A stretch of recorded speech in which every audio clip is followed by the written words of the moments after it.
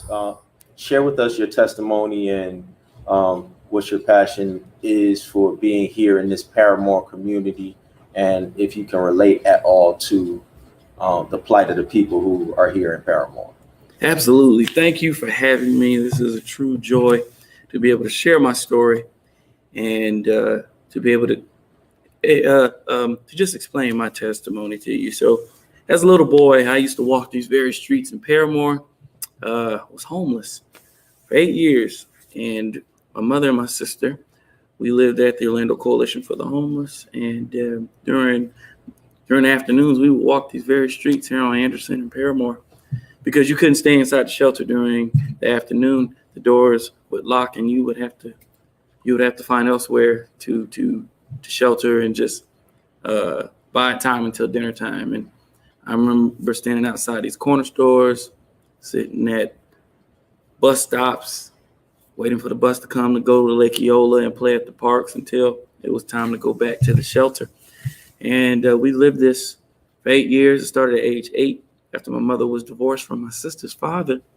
I was determined to find a solution, or at least innovate and figure out how I can bring something to the table that can help those who are trying to change this problem that we have, to make it easier for us to build homes. So that way we can lessen the burden of women who are having to wait to get into a home, those who've missed the opportunity to get into a home, and those who just can't afford to get into a home.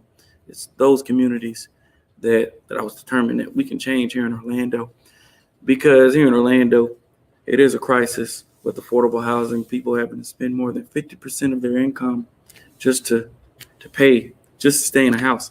And for that, it shouldn't be like that. There should be enough to where there's a market to where people can compete to live in a home, but not say, I can't afford a home. It's a big difference to say there's a market for me and it's first come, first served basis, then compared to there's nothing for me. What do I do? Because these people have jobs. Some of these mothers who are in shelters have jobs, but can't afford to send their kids to pay for daycare and having to decide, can I pay this much in rent when I need this money to travel, food, and things like that. And so if we can create something that's tangible, that's where I was like, okay, we can help a lot of people. And so that's where I decided to get involved in creating a block that can really help change people's lives. And so with this technology, it would allow us to build communities with the people to build their own. Look at that. Look at that design. Look at that. Whoa. Look at that. I've never seen anything like this.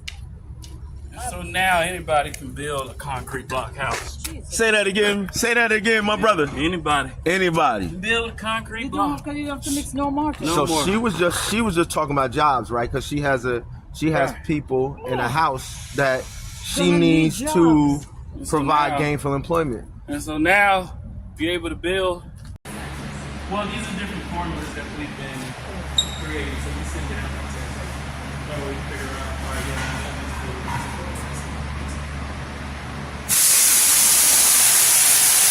God has truly blessed my brother.